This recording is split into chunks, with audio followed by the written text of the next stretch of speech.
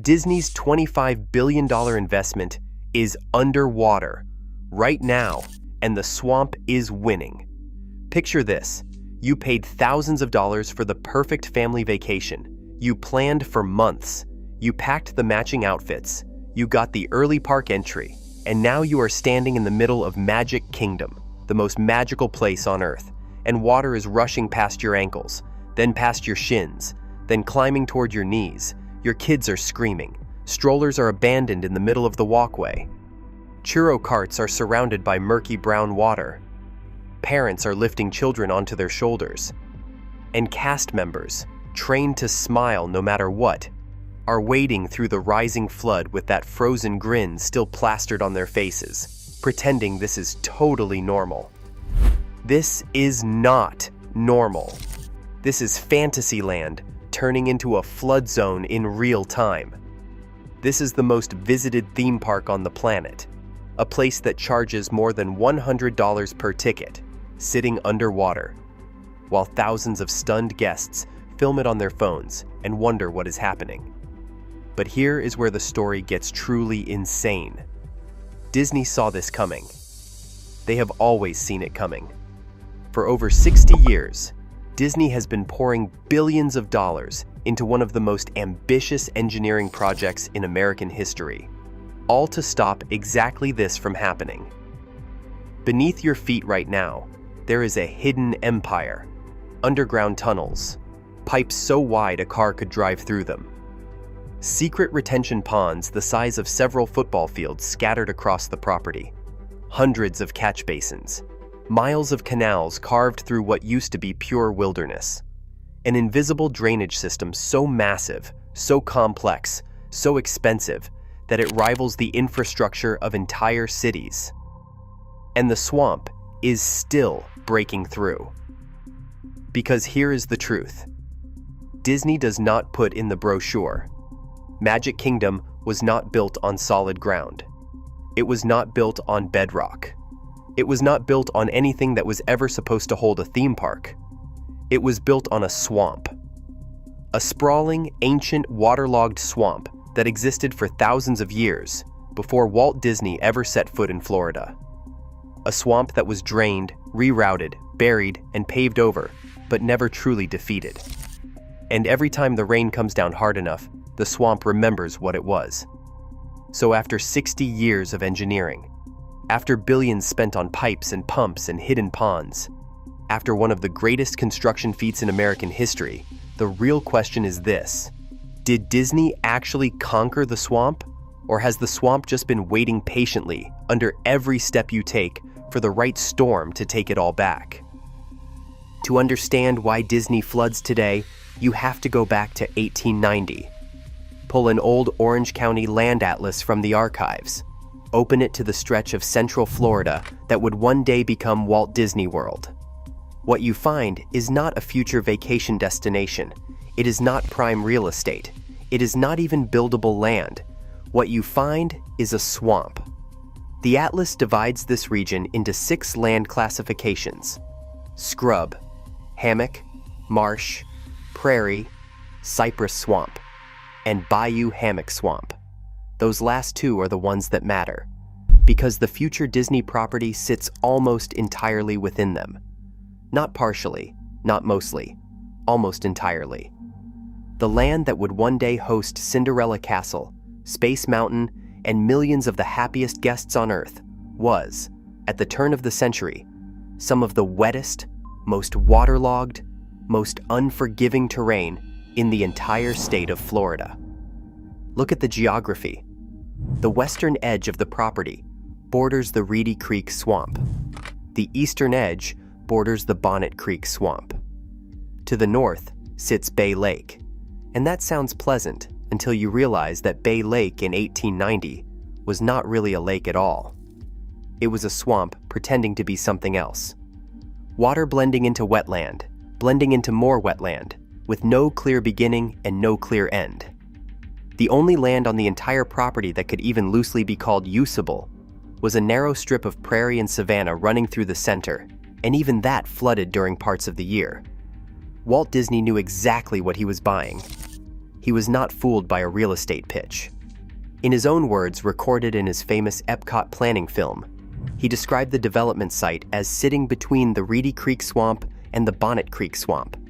He even pointed to the swamps as an advantage, natural barriers, free security, a moat that kept the outside world at a distance.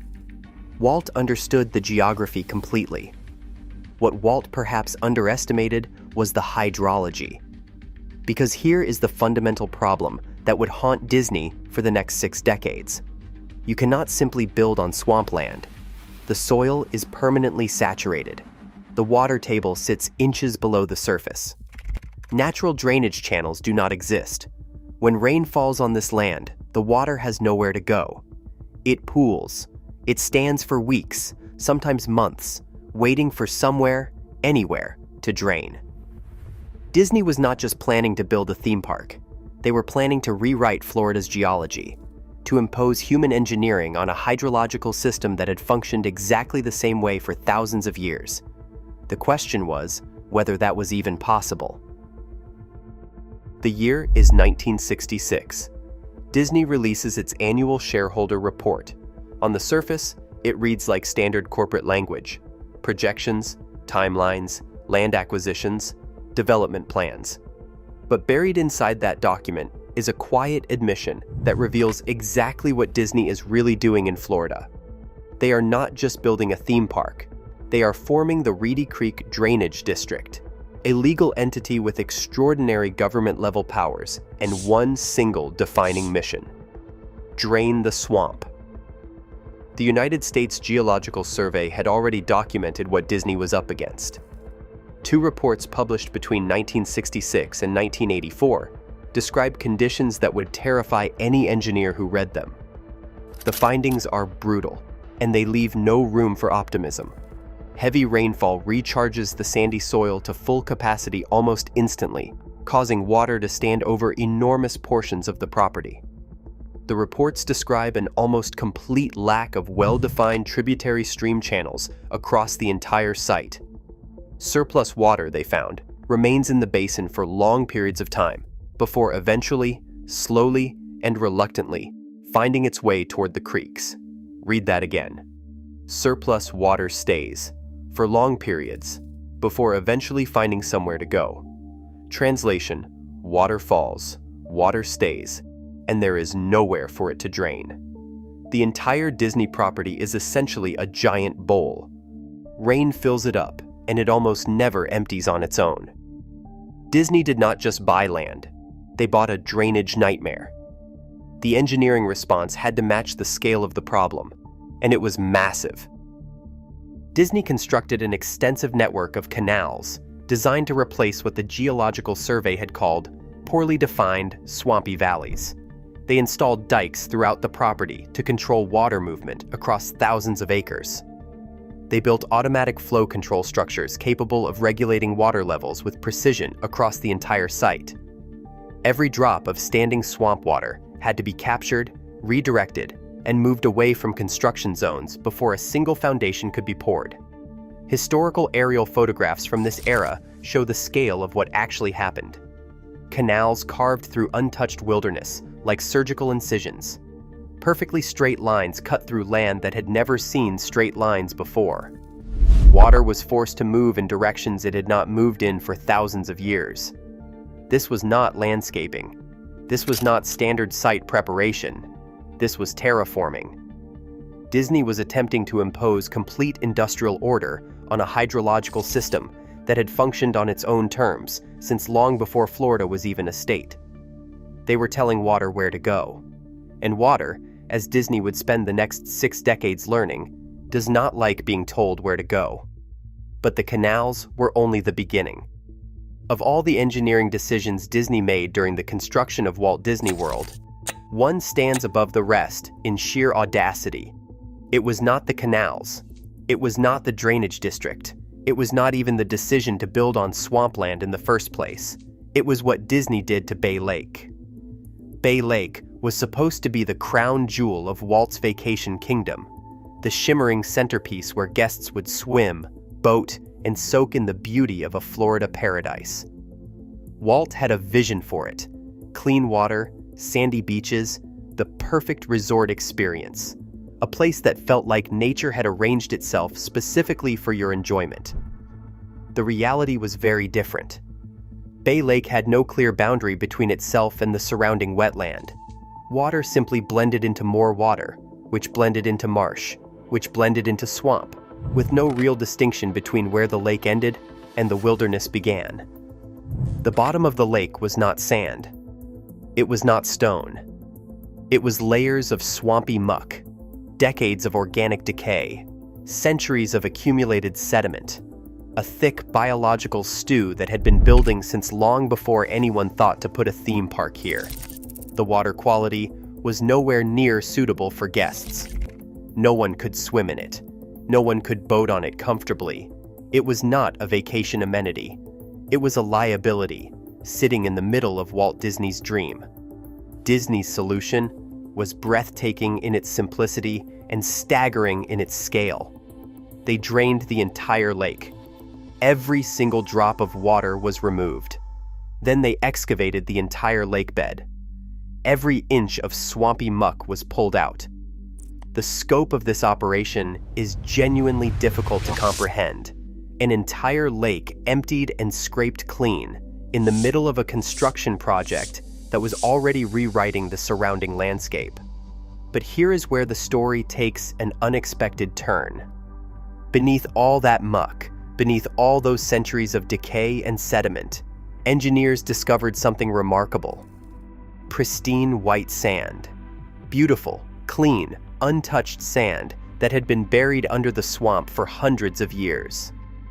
Disney used that sand to construct the beaches around Bay Lake and along the Seven Seas Lagoon. The swamp, in the end, provided its own decoration. Then came the refill, and Disney did not put the swamp water back. They pumped fresh water directly from Florida's deep underground aquifer. Clean water, clear water. An entirely new lake built inside the shell of the old one. They did not restore Bay Lake. They replaced it completely. The philosophy was now established, and it would define every decision that followed. Disney would not adapt to nature. Instead, Disney would remake nature to suit the park. Disney would erase it and build something better in its place. Here is something most people who have walked through Magic Kingdom their entire lives do not know. When you step through those gates and onto Main Street, USA, you are not walking on the ground floor. You are not at street level. You are not standing on the earth beneath your feet.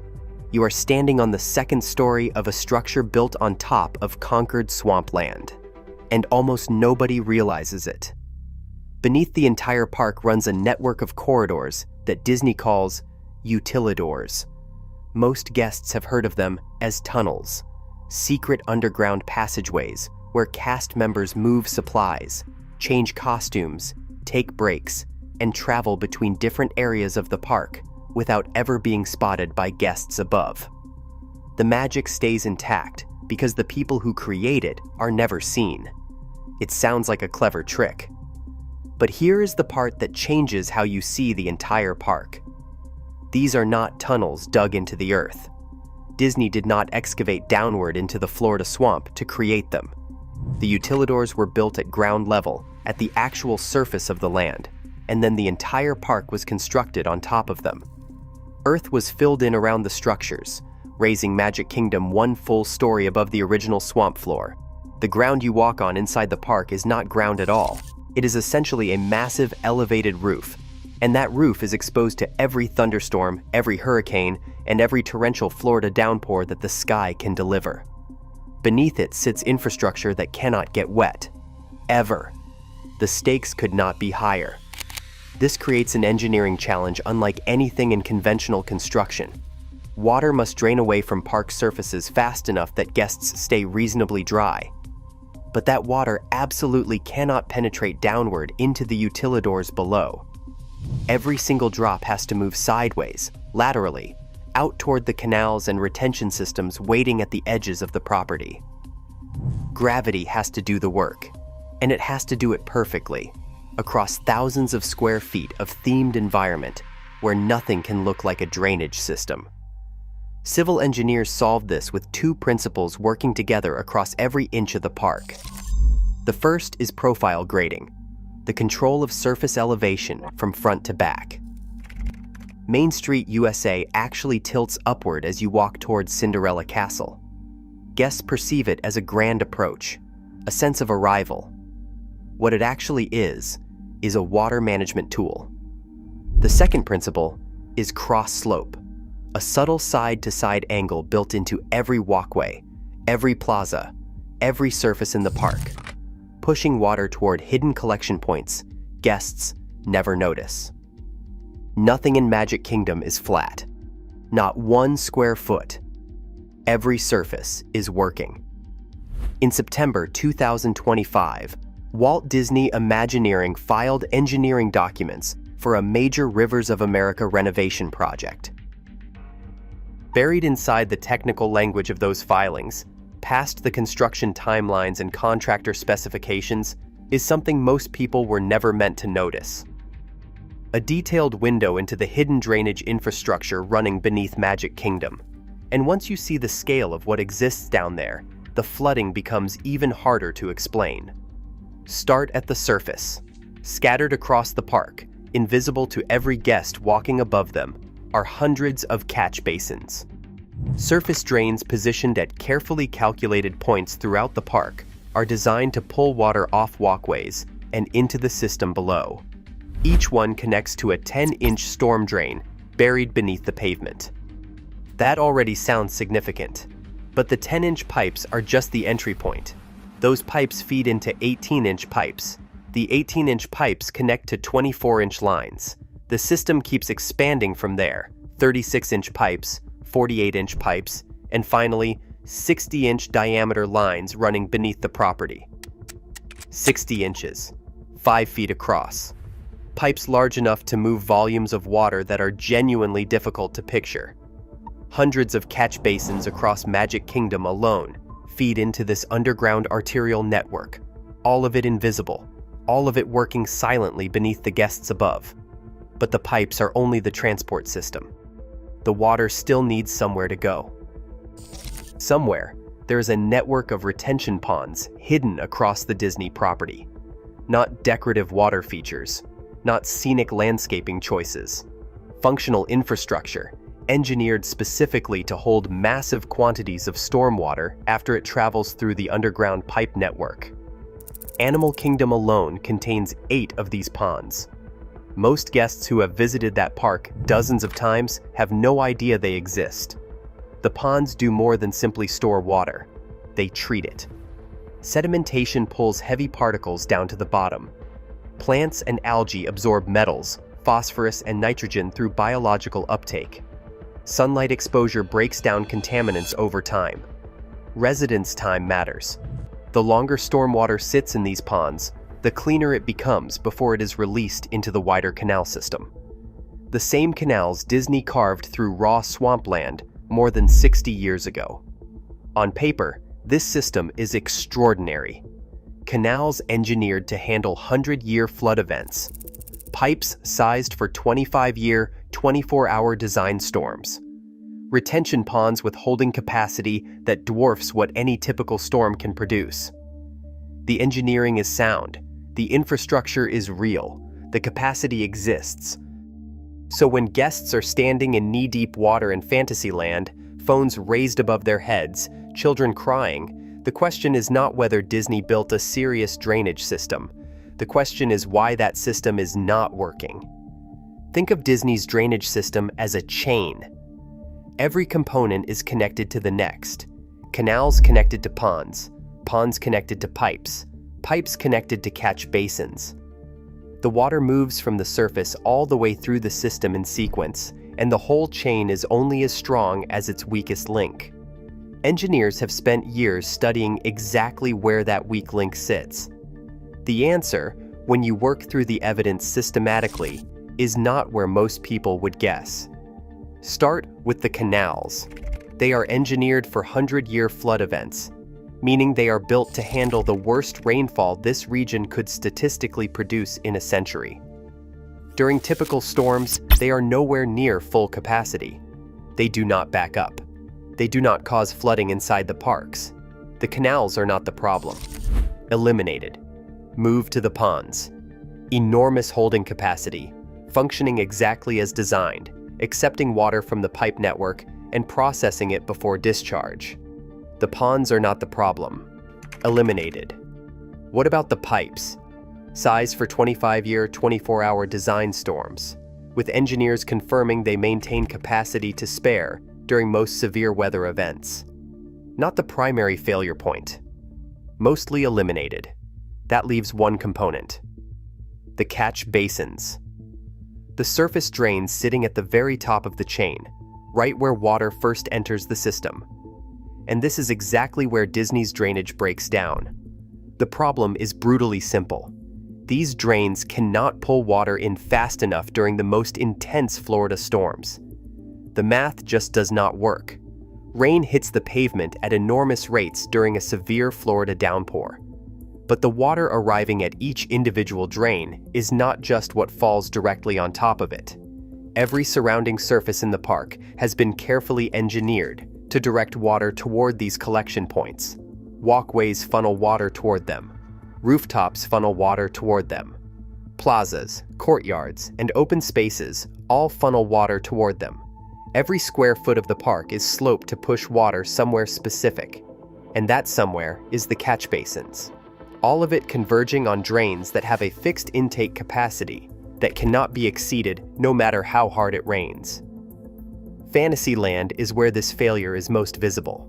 The area sits at natural low points throughout the park, creating collection zones that fill faster than any drain can handle during a severe storm. The result is exactly what gets captured on camera and shared around the world. Ankle-deep water, knee-deep water, the flooding that makes headlines. Here is the part that is almost impossible to believe. Disney's underground infrastructure, the pipes, the ponds, the canals, has capacity to spare during these exact moments. The system beneath the surface could handle more water. The bottleneck is not underground. It is right where you are standing. Disney knows the problem exists. That is not in question.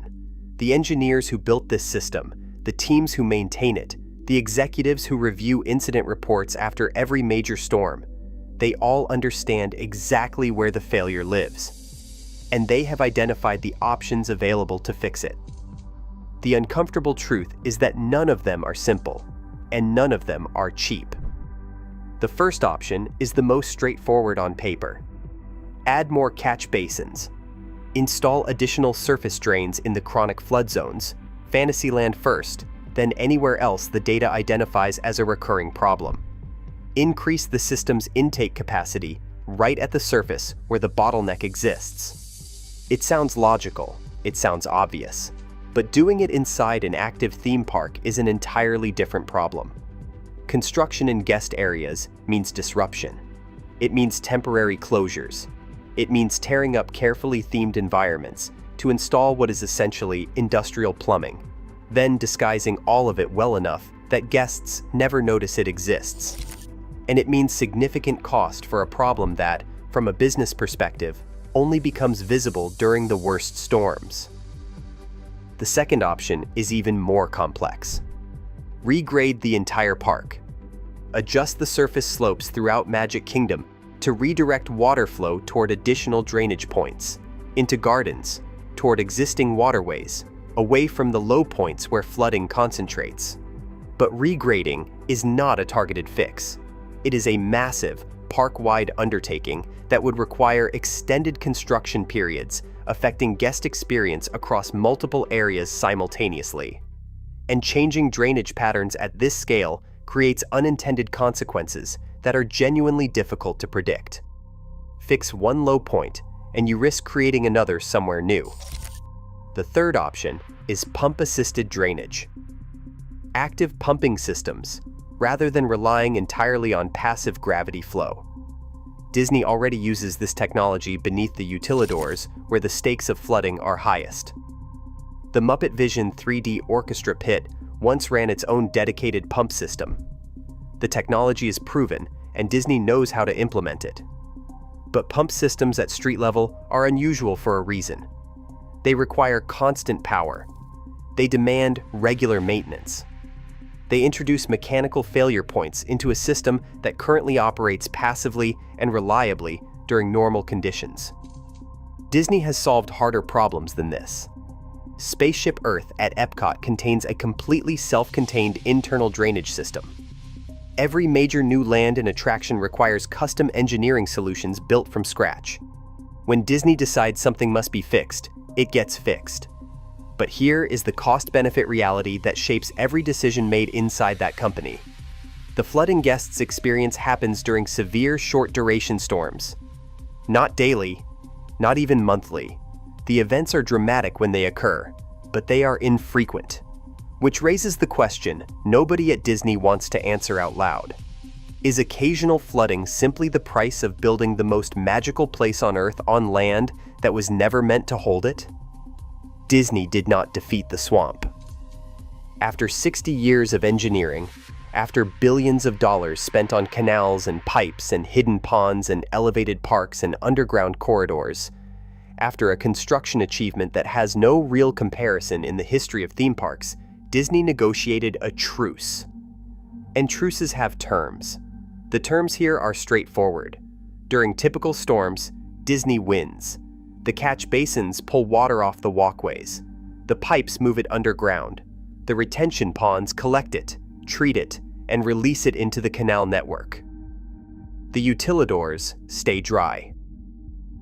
The magic continues without interruption. Guests walk through Fantasyland without ever knowing that beneath their feet, a system of extraordinary complexity is working every second to keep the swamp from reclaiming what was always its own. On those days, and there are many of them, the engineering is nothing short of remarkable. But during the right storm, at the right intensity, with rain falling faster than any surface drain was ever built to capture, the swamp gets its moment. The catch basins fall behind. The water has nowhere to go fast enough. It rises on the walkways, spreads across the plazas, pools in the low points of Fantasyland, and suddenly, what sits beneath every step looks exactly like what it has always been. A flood zone, a wetland, a swamp that was here long before Mickey Mouse and will be here long after the last guest leaves. Every puddle in Fantasyland is not a failure. Every flooded walkway is not a broken system. Every moment of knee-deep water is something more than an inconvenience caught on a phone camera. It is a reminder of the ongoing battle beneath your feet, a battle that Disney is winning, but not completely, and never completely. The land beneath Magic Kingdom was Cypress Swamp in 1890. It was Cypress Swamp when Walt Disney bought it. It was Cypress Swamp when the first canal was carved through it, when the first pipe was laid beneath it, when the first ton of fill dirt was poured on top of it. The engineering changed what sits on the surface. It did not change what the land remembers. The swamp does not surrender. It does not give up and accept defeat. It waits. It tests the system every time a storm rolls in from the Gulf. It probes for weakness at the surface, where the catch basins have limits and the math stops working.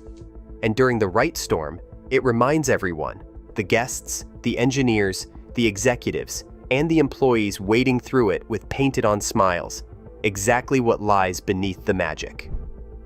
Walt Disney built his vacation kingdom between two swamps. He thought they would protect him. He was right about that.